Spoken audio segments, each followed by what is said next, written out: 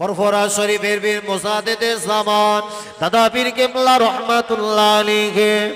ও জওয়ানেরা, আল্লাহর ওলি, আল্লাহ পাকের মাহবুব মুসাদ্দেদে জামান দাদা হুজুর পীর কিবলা রাহমাতুল্লাহ আলাইহি।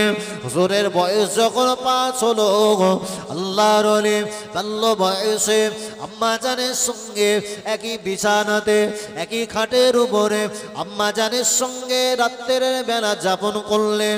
বাবাজি লক্ষ্য করে দেখা যায় আল্লাহর ওলি মুসাদ্দেদে জামান দাদা হুজুর পীর কিবলা রাহমাতুল্লাহ আলাইহি বাল্য জীবনটা যদি আপনি লক্ষ্য করেন দেখতে পাবেন আল্লাহ পাকের ওলি মুসাদ্দেদে জামান দাদা পীর কিবলা রাহমাতুল্লাহ আলাইহি ওই 5 বছর বয়সে আম্মা জানের সঙ্গে গভীর রাত নিশুতি রাতে আম্মা জানের সঙ্গে একই বিছানাতে শোয়া লক্ষ্য করে দেখতে পাওয়া যায় আল্লাহর ওলি গভীর রাত নিশুতি রাতে আম্মা জানের পাশে বসে টুকুরে টুকুরে কাঁদতে থাকে।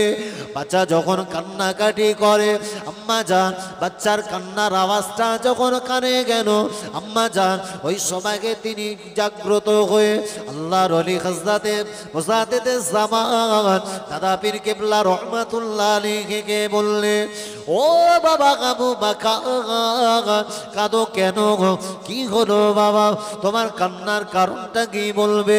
আল্লাহর ওলি মুসাদ্দেদে জামান ফুরফুরা শরীফের পীর আবু বকর সিদ্দিক আল কুরাইশি রাহমাতুল্লাহ আলাইহি 5-6 বছরের বাচ্চা জবান ছেড়ে বলতে লাগেন, আম্মা জান এই গভীর রাত নিশুতি রাতে আপনার পাশে যখন আমি শোয়া ছিলাম এই গভীর রাতের ভিতরে আমি ফুরফুরা আবু বকর স্বপ্ন যোগে আল্লাহ পাকের ওলি ওই স্বপ্ন যোগে আমার নবীর সঙ্গে স্বপ্ন যোগে তার যেন দিদার নসিব হয়ে গেছে। জোরে হয় না, চিল্লে হবে না। তখন হুজুরের বয়স 5 অথবা 6, যে সময় আমাদের কোচিরা যে বিছানাতে ঘুমায় সেই বিছানাতে রীতিমতো পেশাব করে বিছানা ভিজিয়ে ফেলে। একেবারেই ওই রকম ছোট্ট বাল্যবয়স্ক বাচ্চা, নাম হচ্ছে তার পীর আবু বকর সিদ্দিক আল কুরাইশি। কান্নার কারণ যখন মা জানতে চাইলেন, বেটা গভীর রাতে তুমি কান্নাকাটি করো, চিৎকার চেঁচামেচি করো কেন? আমি মা একটাবার তোমার কান্নার কারণটাও জানতে পারি? বাচ্চা ছোট্ট শিশু ওই ছোট্ট মিষ্টি ভাষা জবানেতে আম্মাকে বললেন, আম্মা জান আমি আপনার পাশে ঘুমন্ত অবস্থাতে মক্কার লাল মদিনার দোলাল মুহাম্মদুর রাসূলুল্লাহর সঙ্গে আমার স্বপ্ন যোগে দিদার নসিব হয়েছে। একবার জোরে বলেন। ফুরফুরা শরীফের বীর মুসাদ্দেদে জামান দাদা হুজুর পীর কিবলা রাহমাতুল্লাহ আলাইহি। ও জওয়ানেরা, ওগো আল্লাহ পাকের ওলির প্রেমিকেরা, ফুরফুরা শরীফের বীর মুসাদ্দেদে জামান 5 বছরের বাচ্চা আম্মা জানকে বললেন, মা এই গভীর রাত নিশুতি রাতে আমি স্বপ্ন যোগে লক্ষ্য করে দেখলাম আল্লাহ নবী মক্কার লাল মদিনার দোলার আমার নবী স্বপ্ন যোগে যেন আমি লক্ষ্য করে দেখলাম আল্লাহ নবী কোন একটা মানুষের জানাজাতে আমার নবী ইমামতিত্ব করে।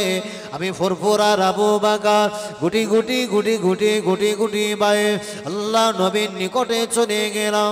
আল্লাহ নবীর নিকটস্থ হওয়ার পরে আমার নবীকে উদ্দেশ্য করে আমি ফুরফুরা আবু বকর আমার নবীকে উদ্দেশ্য করে সালাম দিলাম। আল্লাহ নবীকে বললাম, আসসালাতু ওয়াসসালামু আলাইকা ইয়া রাসূলুল্লাহ, আসসালাতু ওয়াসসালামু আলাইকা ইয়া হাবিবাল্লাহ। আল্লাহ নবী আমার সালামে জবাব কানা দেওয়া পরে আল্লাহ নবী আর আমার দিকে না তাকিয়ে নবী আমার থেকে মুখটা ঘুরিয়ে অন্যদিকে আমার নবী চেহারাটা পরিবর্তন করলেন। আমি আমি ফুরফুরার আবু বকর আমার মনটা বড় খারাপ হয়ে গেল, আমার মনটা বড় মলিন হয়ে গেল। আল্লাহ নবী কেন আমার থেকে আমার নবীর চেহারাটাকে পরিবর্তন করলে?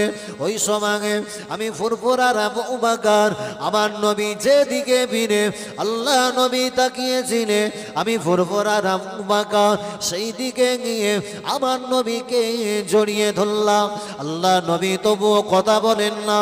ওই সময়ে আমি ফুরফুরার আবু বকর আমার নবীকে বললাম, হুজুর বেয়াদবি নেবেন না, হুজুর বেয়াদবি মাফ করুন গো, হুজুর বেয়াদবি ক্ষমা করুন। আমি ফুরফুরার আবু বকর একটা বারের জন্য আপনার কাছে জানতে চাই, হুজুর আপনি আমার থেকে কেন চেহারাটা সরিয়ে এলেন? হুজুর আপনার প্রতি আমি এমন কি খারাপ আচরণ করলাম? হুজুর আপনি আমার প্রতি কেন রাগান্বিত? হুজুর একটা বার আপনি আমাকে বলুন। আল্লাহ নবী বললেন, বাবা আবু বকর আমি তোমাকে কি কথা জানাবো? বাবা আবু বকর শুনে রাখো গো বাবা, আমি আল্লাহ নবী জানিয়ে দিলাম পৃথিবীর জমিনে তোমার আম্মা জান দুনিয়ার জমিনে তোমাকে আধুনিক শিক্ষায় শিক্ষিত করার জন্য বাবা তোমাকে বাংলা শিক্ষায় শিক্ষিত করে, তোমাকে ইংরেজি শিক্ষায় শিক্ষিত করে, কিন্তু আমি আল্লাহ নবী জানিয়ে দিলাম কোন বান্দা যদি দুনিয়ার জমিনে যদি কোরআন হাদিস থেকে আলাদা হয়ে যায়, আল্লাহ পাকের ওই বান্দা কোনদিন তার আখিরাতটা আল্লাহ পাক তার জন্য জ্যোতির্ময় বানাতে পারে না।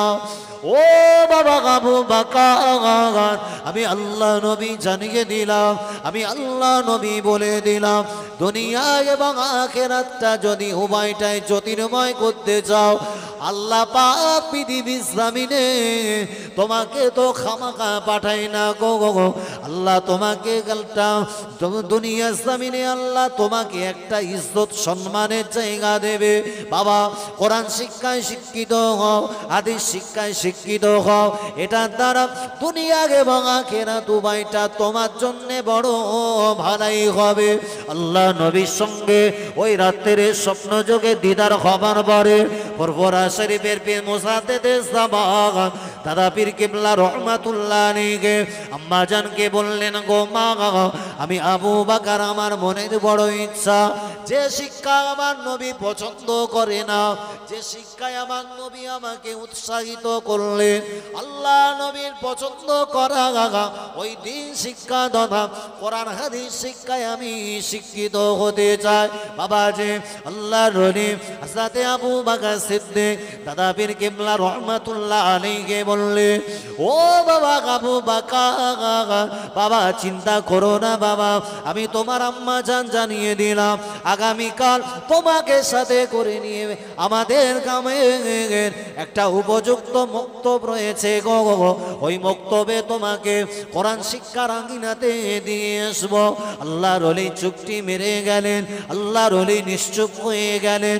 বাবা যে সকাল বেলাতে আম্মা জানের সঙ্গে হাত কানা ধরে গুটি গুটি গুটি গুটি পায়ে আল্লাহর ওলি মুজাদ্দিদে জামান দাদা পীর কিবলা রহমাতুল্লাহ আলাইহি ওই মাদ্রাসার আঙ্গিনাতে গিয়ে আল্লাহ দ্বীন শিক্ষা অর্জন করার জন্য কোরআনের শিক্ষা আল্লাহর ওলি শিক্ষিত হতে লাগেন। জোরে বলে, আরো জোরে বলে।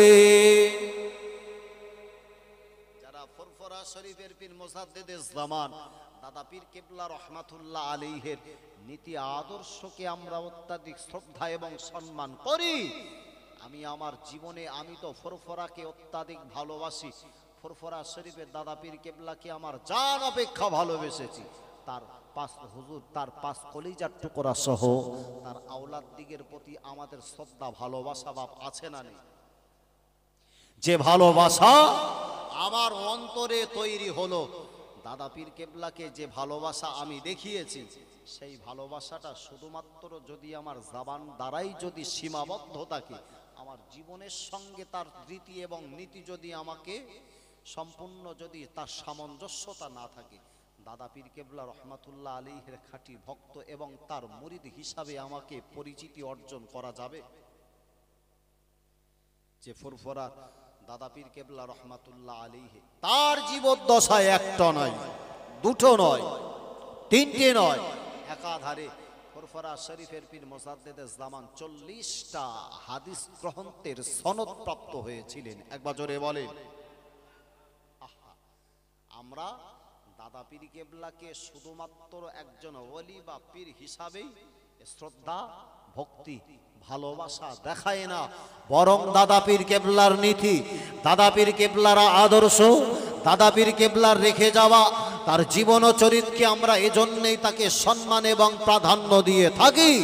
তৎকালীন সময়ে দাদা হুজুর পীর কেবলা রহমাতুল্লাহ আলাইহি ছিলেন, তিনি সেই সমকালীন সময়ে এখন একজন উপযুক্ত একজন শিক্ষাবিদ এবং শিক্ষার প্রতি তার চরম উদার ভালোবাসা এবং শিক্ষার প্রতি মানুষকে চরম তিনি শিক্ষার প্রতি অত্যাধিক মানুষকে আকর্ষিত করার জন্যে দাদা পীর কেবলা রহমাতুল্লাহ আলাইহির লিখিত অনেক গ্রন্থ বিশ্বের বাজারে অহরহ রয়েছে। প্রিয় ভাইয়েরা, নিছক জানবেন বিভিন্ন সময় মানুষেরা বলে, অনেক জ্ঞানী পণ্ডিত মনীষীবর্গরা বলেছেন, শিক্ষা হলো জাতির একটা মেরুদণ্ড। যে মানুষটা সুন্দরভাবে দাঁড়িয়ে থাকার জন্য তার পিঠের মেরুদণ্ডটা যতটা প্রয়োজন, একটা মানুষের যদি মেরুদণ্ড বা ভাঙা থাকে, আচ্ছা সেই লোকটা যদি সোজা হয়ে দাঁড়াতে চায়, সে দাঁড়াতে পারবে? তাহলে সোজা বডিটাকে যদি দাঁড় করাতে হয়, তাহলে তার জন্য দরকার হচ্ছে মেরুদণ্ডটাকে শক্ত করা। তাই এ কারণেই বলা হয়েছে শিক্ষা জাতির মেরুদণ্ড। কেন বলা হয়? শিক্ষা দ্বারা একটা সমাজ এবং সেই ছেলেটা বা সেই মেয়েটা বা যে বাচ্চাটা আজকে আমার সন্তান, যে বাচ্চাটা আজকে আমার পরিবারের একজন সদস্য, তার যদি শিক্ষা না থাকে, সেই মানুষটা কখনো পৃথিবীর বুকে সুন্দর মাথা তুলে দাঁড়িয়ে একটা সম্মানের সঙ্গে, ইজ্জতের সঙ্গে বাঁচতে পারে না। তাই আমাদের বিভিন্ন সময় আরো বিভিন্ন মনীষীবর্গ বলে থাকে, এডুকেশন তথা শিক্ষা, education is the most powerful weapon. শিক্ষা হচ্ছে এমন একটা অস্ত্র, শিক্ষা এতটাই গুরুত্বপূর্ণ একটা অস্ত্র, হুইচ ইউ ক্যান ইউজ, যদি তুমি এটা ব্যবহার করো টু চেঞ্জ দ্য ওয়ার্ল্ড, তাহলে তোমার ব্যবহারে তুমি চাইলে গোটা বিশ্বটাকে তুমি পরিবর্তন করতে পারবে। একবার জোরে বলবেন। অথচ আমাদের কোচি 15 বছর পার হয় না দর্জির, সেই সুই দিকে আপনার সূচে গিয়ে সুই পরাচ্ছে। আবার আমার সন্তানগুলা মুসলিম সমাজের যে সমস্ত ছেলেরা কোচি লেখাপড়া করবে কি করে? বাপেরও যেরকম ক্যাটাগরি, পরিবারের যেমন ক্যাটাগরি, ঠিক তেমনটাই হয়। অ্যাজ ইট ইজ লক্ষ্য করে দেখা যায় বিশ্বের বুকে ফুরফুরার পীর দাদা পীর কেবলা রহমাতুল্লাহ আলাইহি, তিনি ছিলেন একজন উপযুক্ত জগৎ বিখ্যাত একজন আলিমে দ্বীন। আমি শুরুতেই বললাম না, দাদা পীর কেবলা তিনি ছিলেন একজন প্রকৃত শিক্ষাবিদ, শিক্ষা আন্দোলনকারীদের মধ্যে একজন। যে দাদা পীর কেবলা রহমাতুল্লাহ আলাইহির সঙ্গে শিক্ষার বড় একটা গুরুত্বপূর্ণ ভূমিকা ছিল। আচ্ছা একটাবার তো বলেন, ফুরফুরার পীর দাদা পীর কেবলা রহমাতুল্লাহ আলাইহি মেজো সাহেব জাদা হযরত মরহুম পীর আবু জাফর সিদ্দিকী রহমাতুল্লাহ আলাইহি চেনেন গো বাপ? যাকে মিজলা হুজুর পীর কেবলা রহমাতুল্লাহ আলাইহিকে বলা হয় ইলমের, কি বলো বাবা, ইলমের জাহাজ। যে দাদা পীর কেবলা রহমাতুল্লাহ আলাইহি তিনি যেমন দিন শিক্ষা অর্জন করিয়েছেন, নিজের দিন শিক্ষা দ্বারা নিজের জীবনটাকে আলোকিত করেছে, সন্তানগুলাকেও দিন হারা করেননি, শিক্ষা হারা করেনি। আপনি জানেন বর্তমান বিশ্বের মুসলিম ধর্মাবলম্বী মানুষ বিভিন্নভাবে লজ্জিত, অপমানিত, এরা নির্যাতনের শিকার বাপ হয় কি হয় না? যে মুসলমান যেখানেই থাকে সেখানেও নির্যাতনের শিকার হয় কি হয় না? আজকে দেখেন ফিলিস্তিনের উপরে যে জনগোষ্ঠীটা দিনের পর দিন যারা নির্মম জুলুম অত্যাচার উৎপীড়ন চালাচ্ছে, নাম হলো তার, বলো বাপ, ইসরায়েল, ইসরায়েল সম্পর্কে আপনি জানেন বিশ্বে যাদের পরিসংখ্যান হচ্ছে সবচাইতে ন্যূনতম, যাদের পরিসংখ্যান বিশ্বের বাজারে সবচাইতে ন্যূনতম, অথচ সেই ইসরায়েলি ইহুদি গোষ্ঠী গোটা বিশ্বটাকে যারা নিয়ন্ত্রণ করছে, শুধুমাত্র তাদের একটা সুপ্রিম পাওয়ার তাদের হাতে, সেটা হচ্ছে এডুকেশন, সেটা হলো শিক্ষা। অথচ আমার মুসলিম ধর্মাবলম্বী মানুষ যারা, আমরা শিক্ষা থেকে পিছিয়ে থাকবার কারণে আমি জেলা পরিষদে যাই, আমি পুলিশ স্টেশনে যাই, পোস্ট অফিস যাই, অথবা পঞ্চায়েত সমিতিতে যাই, যেখানেই যাই আমার যদি লম্বা চওড়া একটা বিল আসে, ইলেকট্রিক যে বিল আমার বাড়িতে আমি ইলেকট্রিক ব্যবহার করি, তার লম্বা চওড়া যদি বিল আসে, আর সেই লম্বা চওড়া বিলের পরিবর্তে যদি আমি একটা সুপারিশ লিখি, মানে আমি যতটা পড়াইনি অথচ তার চাইতে পরিমাণে বেশি বিল এসেছে, তার জন্যে আমাকে সেই ইলেকট্রিক অফিস বা সাপ্লাই অফিসে আমাকে একটা ন্যূনতমানের একটা আবেদন সাবমিট করতে হবে। সারা মুসলিম পাড়া ঘুরে ঘুরে ওর যদি মাথা পাগলাও হয়ে যায়, অথচ একটা লেটার লেখার ক্ষমতা মুসলিম সমাজের ভিতরে পাওয়া যায়। এ জাতি কবে ঘুম ভাঙে? এ জাতি যদিও উন্নত শিখরে পৌঁছাতে চায়, জাতি কখনো উন্নত শিখরে পৌঁছাতে পারে না। আপনাকে ভাবতে হবে আমি নির্যাতনের শিকার কেন, আমার নির্যাতিত হওয়ার পিছনে আমার যথেষ্টতার কারণ রয়েছে। আমাকে একবার ফিরতে হবে, পৃথিবীর বুকে যদি আমার শিক্ষা না থাকে, আমাকে মানুষ হেয় প্রতিপন্ন করবে, লাঞ্ছিত করবে, অপমানিত করবে, এটা স্বাভাবিক। থানায় যদি যাই, থানায় একেবারেই ব্যাটম মেরে যেভাবে যে ক্যাটাগরিতে যাচ্ছে, একেবারেই কারুর মানা গোনা কিছুই হলো না। থানার মধ্যে গিয়ে বলতে, সে বড় বাবুটা কই বলো দিন গো, আঙ্গা সে বড় বাবুটা। নির্দিষ্ট ওই থানার দায়িত্বে বা টেবিলে একটা কনস্টেবল হোক, অথবা যে থানার কোনো ব্যাপারে যিনি ডায়েরি লেখেন, ও তখন ওর ক্যাটাগরির দিকে ও শুধু আপাত মস্তক তাকায় আর জাবানের ভাষা শুনতে চায়। আহা, এ জাতি কবে ফিরবে? এ জাতিকে ভাবতে হবে। আর প্রাণ খুলে উচ্চ আওয়াজে একবার দরুদ শরীফ পড়িয়া আল্লাহুম্মা সাল্লি আলা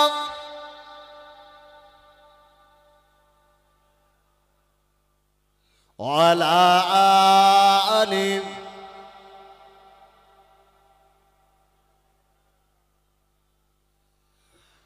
মসজিদুল আকসা মুসলমানের অহংকার, আমার স্বপ্ন আমার গর্ব ইমানি চিৎকার, আমার স্বপ্ন আমার গর্ব ইমানি চিৎকার।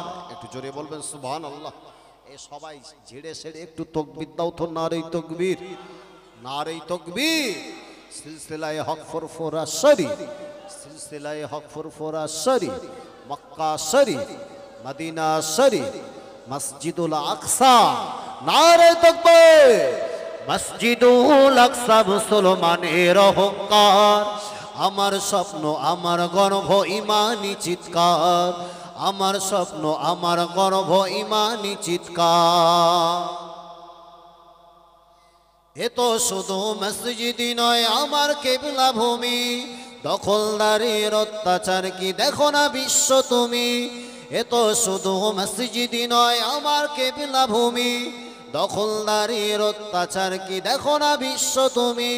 লক্ষ বাড়ি দখলদারের বুটের চাপে কাঁদে, প্রতিটি চোখে রক্ত নদী যায় নিস্তের ফাঁদে। ওহে মুসলিম আজি জেগে ওঠো, দাও ওমরের হুঙ্কার। কেউ কি আছে শুনবে এমন ইমানি চিৎকার, কেউ কি আছে শুনবে এমন ইমানি চিৎকার। মসজিদুল আকসা মুসলমানের অহংকার, আমার স্বপ্ন আমার গর্ব ইমানি চিৎকার, আমার স্বপ্ন আমার গর্ব ইমানি চিৎকার। আল্লাহুম্মা সাল্লি আলা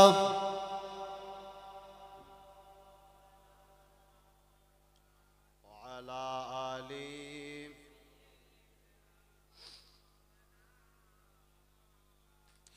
ছোট্ট শিশু দেওয়ালের পাশে কাঁপছে থর থর, হারিয়েছে বাবা, হারিয়েছে মা, হারিয়েছে তার ঘর।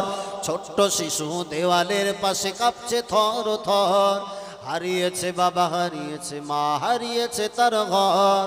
অশ্রু চোখে রক্ত গায়ে ঘর হারা সব শিশু, কোথায় যাবে বলবে কাকে, খাবার নেই তো কিছু, বলবার যে ভাষা নেই, যে আছে শুধু ধিক্কার। কেউ কি আছে শুনবে এমন ইমানি চিৎকার, কেউ কি আছে শুনবে এমন ইমানি চিৎকার। মসজিদুল আকসা মুসলমানের অহংকার, আমার স্বপ্ন আমার গর্ব ইমানি চিৎকার, আমার স্বপ্ন আমার গর্ব ইমানি চিৎকার।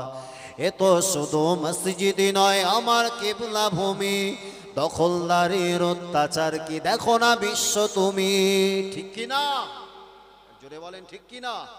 যে ফিলিস্তিনের বুকে টোটাল ফিলিস্তিন নগরীকের উপরে নিরীহ নির্যাতনের উৎপীড়নের স্টিম রোলার চালাচ্ছে ইসরায়েলি দুর্ধর্ষ এবং বর্তমান সময়ে সবচাইতে হিংস্র, সবচাইতে নরপিশাচ যে জাতি, নাম হচ্ছে তার ইসরায়েল।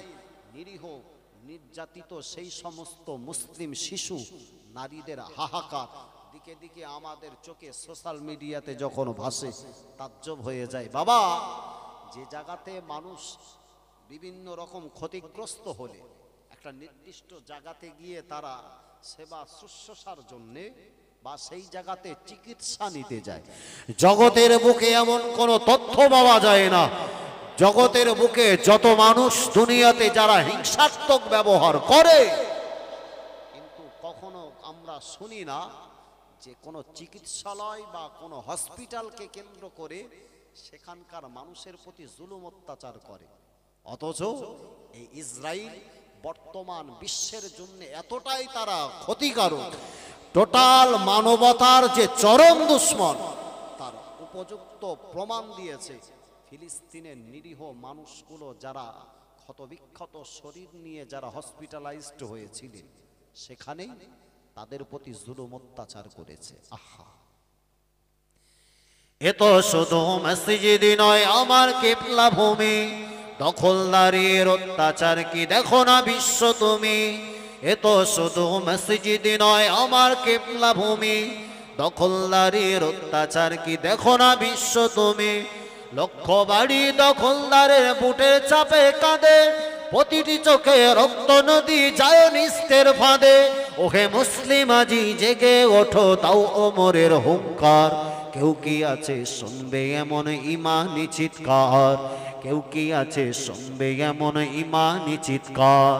মসজিদুল আকসা মুসলমানের অহংকার, আমার স্বপ্ন আমার গর্ব ইমানি চিৎকার, আমার স্বপ্ন আমার গর্ব ইমানি চিৎকার। আল্লাহুম্মা সাল্লি আলা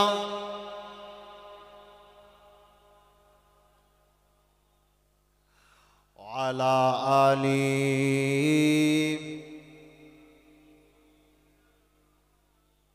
আমার ভাইরা, জাবানেরা, যুবকেরা, মুরব্বিয়ানেরা, আজকে যারা আমরা এ মাহফিলে বসেছি, আমরা যতগুলো মানুষ বসেছি বাবাজি, একটাবার যদি আমাকে ভাবতে হয়, আল্লাহ কোরআন কারিমে আল্লাহ ঘোষণা দিয়েছেন, আল্লাহ পাক কোরআন কারিমে আল্লাহ পরিষ্কার ঘোষণা দিলেন, ইয়া আইয়ুহাল্লাযীনা আমানু, হে জগতের বিশ্বাসী বান্দা, অত্তাকুল্লাহ, বান্দা তোমরা আল্লাহকে ভয় করো। আল্লাহ পাক মুমিন বান্দাকে ডেকে বললেন, বান্দা দুনিয়ার কোনো মানুষ কোনো মোড়ল মাতব্বারকে ভয় করবি না। আমি আল্লাহ জানিয়ে দিলাম, পৃথিবীর বুকে মুমিন শুধুমাত্র ভয় করবে, সেটা অন্য কারণ নয়, সৃষ্টিকর্তা একমাত্র। বলো বাবা, আহা, আল্লাহ ছাড়া মুমিন কখনো অন্য কারোর কাছে মাথা নত করতে পারে না। আপনি জানবে জগতের বুকে দ্বারা দাম্ভিকতা দেখিয়েছে। যে জগতের বুকে যারা আল্লাহর প্রতি যারা বড়ায়িত্ব করেছে, আল্লাহ পৃথিবীর বুক থেকে তাদের দিকে দিকে বিনাশ করে ছেড়েছে। আপনি জানেন, আমরা যারা মুসলিম ধর্মাবলম্বী মানুষ, আমাকে সর্বদা জানতে হবে, আমাকে জেনে নিতে হবে, দুনিয়াতে আমার দাম্ভিকতা চলতে পারে না, দুনিয়াতে আমার আল্লাহর পরি তাকব্বরি অহংকারী চলতে পারে না। আজকে যারা জগতের বুকে যারা দাম্ভিকতা দেখিয়েছে, এ পৃথিবীতে যারা অহংকার দেখিয়েছে, দিকে দিকে আল্লাহ তাদেরকে জামিনে আল্লাহ বিনাশ করে দিয়েছে। যার চরম দৃষ্টান্ত হচ্ছে জগতের বুকের নাম হলো তার মিস্টার ফেরাউন। ভাবছেন আজকে তার আকাশচুম্বী যদিও জনপ্রিয়তা ছিল, কিন্তু সেও আল্লাহর নির্দেশের করাল গ্রাসেও তাকে জামিনে লুটে যেতে হয়েছে। আপনি জানবেন, জগতের বুকে নবী মুসা আলাইহিস সালামের জামানাতে নাম ছিল তার মিস্টার কারুন, যাকে এত জগৎ বিখ্যাত অগাধ ধন সম্পদের মালিক বানিয়ে দেওয়া হয়েছিল। সেই কারুন এতটাই অহংকার তাকব্বুরি দেখিয়েছে, আল্লাহকে আল্লাহ বলে অস্বীকার করে আল্লাহর প্রতি একত্ববাদকে যখন রিজেক্ট করলো, যখন তিরস্কার করলো, আল্লাহ বলল একটু কারুন শান্ত হও, একটু শান্ত হও। আল্লাহ পাক ওই দিনেতে আল্লাহ নবী মুসা আলাইহিস সালামকে জানালেন, ও আল্লাহ পাকে বান্দারা, আল্লাহ নবী হযরতে নবী মুসা আলাইহিস সালাম ওই সবাই কারুনকে ডেকে বলল, ও আল্লাহ পাকে বান্দা কারুন, একটা বারের জন্য আল্লাহ তোমাকে যে টাকা পয়সা জমি জায়গা দিয়েছে, আল্লাহ তোমাকে অগাধ ধন সম্পদের মালিক বানিয়েছে, ওগো কারণ আল্লাহ পাকে দেওয়া তোমার যাবতীয় নিয়ামতের এক অংশ আমার স্রষ্টা আল্লাহ পাকের উদ্দেশ্যে তুমি যাকাত প্রদান করো। পরিষ্কার যখন কারণ সেটাকে অস্বীকার করে, আল্লাহ পাক বিভিন্ন ভাগে তাকে অফার দেওয়ার পরে এক পর্যায়ে লক্ষ্য করে দেখা গেল, কারণ যখন ওই টাকা পয়সা জমি জায়গার যাবতীয় তিনি যাকাত দিতে অস্বীকার করে, আল্লাহ পাকের বান্দা হযরতে নবী মুসা আলাইহিস সালাম তাকে বলল, ওগো কারণ আল্লাহ তোমাকে যে টাকা পয়সা জমি জায়গার মালিক বানিয়েছে, আল্লাহ পাকের দেওয়া সম্পদ থেকে আল্লাহ পাকের যাবতীয় নিয়ামত থেকে এক অংশ তুমি আল্লাহ পাকের জন্য দুনিয়ার সাধারণ নিরীহ মানুষদের জন্য তুমি দান করো। আল্লাহর বান্দা যখন কারণ আল্লাহর নির্দেশ মানে না, এমত অবস্থাতে কারণ জামিনের উপরে দাঁড়িয়ে আল্লাহ পাক জামিনকে বলল, ওগো জামিন একটা বার কারণকে চতুর্দিক থেকে বেষ্টন করে ধরো। কারণ জামিনের উপরে দাঁড়িয়ে হঠাৎ করে দেখতে পায় জামিনটা যেন ধসে গেল জমিনের তলাতে। আস্তে আস্তে কারণ যখন তিনি ওই জামিনে ধসতে শুরু করলো, জামিনে আস্তে আস্তে গেড়ে যেতে লাগে, যখন তার কোমর পর্যন্ত এভাবে আল্লাহ জামিনে যখন তাকে ধস নামিয়ে দুনিয়া জামিন থেকে আল্লাহ যখন ধূলিসাৎ করে দেবে, ওই সময় কারণ বলল, ও আল্লাহ পাকের নবী হযরতে নবী মুসা শুনে রাখো, এরকম কতবার আমার জীবদ্দশায় বাল্যবেলাতে বাচ্চাদেরকে সঙ্গে নিয়ে এভাবে আমি খেলাধুলা করে আমার কোমর পর্যন্ত নিজে পুঁতে দিয়েছি।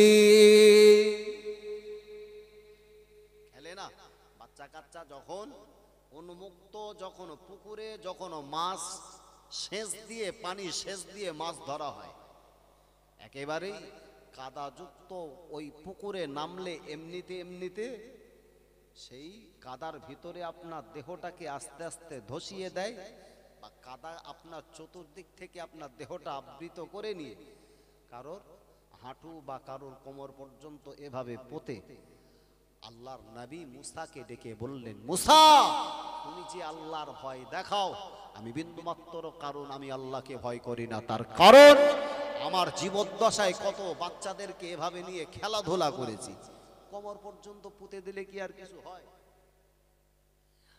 আল্লাহ পাক জানালেন অমাকারু অমাকার আল্লাহ আল্লাহু খায়রুল মাকিরিন। এক বছরে বলেন, দুনিয়ার সমস্ত কৌশলের থেকে আমার আল্লাহর কৌশল এটাই আল্লাহর কাছে সর্বাপেক্ষা বিজয় লাভ করেন। এক বছরে বলেন। কারুনের যখন কোমর পর্যন্ত পুঁতে গেছে, কারণ তাও বুঝতে পারে না। আস্তে আস্তে জমিন যত ধস নামতে শুরু করে, কারুনের যখন বুক পর্যন্ত পুঁতে গেল, তখন কারণ বলতে সেখান থেকে ওটা কি আর কোনো ব্যাপার? আল্লাহ বললেন, হে কারণ দাম্ভিকতা দেখাবি না, অহংকার বড়াইত্ব দেখাবি না। আমি আল্লাহ ঘোষণা দিলাম, তোর চাইতে বড় বড় নমরুদ মার্কা মানুষকে একটা খোসা, একটা শুধুমাত্র মশার দ্বারা আমি আল্লাহ দুনিয়ার জমিন থেকে ধূলিসাৎ করে দিয়েছি। এক পর্যায়ে যখন কারুনের গলা পর্যন্ত পুঁতে গেল, এবার শুধুমাত্র মুখটুকু দেখা যাচ্ছে, এরকম ঠেউ পানা উঁচু হয়ে রয়েছে, শুধু জাবানটা চলতে লেগেছে। কারণ ওই হালাতে নবী মুসাকে ডেকে বলতে, শোনো, আমার যা টাকা পয়সা জমি জায়গা যা কিছু আছে সব তুমি আল্লাহরে বলো, সব তুমি আল্লাহ জানো আমার কাছ থেকে লেলাই, আর আল্লাহর উদ্দেশ্যে আমি সব কিছুই দান করে দিতে রাজি। আল্লাহ বললেন, এই খবরদার যেন কোন রকম ছলনা বাহাদুরিতা, কোন ছলা কলসলের কোন রকম তুই গ্রহণ করবি না। আমি আল্লাহ জানিয়ে দিলাম, যখন তোকে সুযোগ দেওয়া হয়েছিল সুযোগটাকে কাজে লাগাসনি, আর আমি আজকে আল্লাহ ঘোষণা দিলাম তোর টাকা পয়সা জমি জায়গাও নেবে কে? হ্যাঁ, আমি আল্লাহ, আমি দুনিয়া এবং জমিন আসমান সবকিছুই আমি নিজে নিয়ন্ত্রণ করি। দুনিয়ার সমস্ত সম্পদের মূলত মালিক কে বলুন তো বাবা? আমি না দিলে কি তুই পাস? আমি আল্লাহ, আমাকে তুই কি ফকির মনে করিস? আহা, আল্লাহর নবী নবী মুসা আলাইহিস সালাম চুপটি মেরে দাঁড়িয়ে, কারণকে তো আল্লাহ জমিনে ধসিয়ে দিলেন।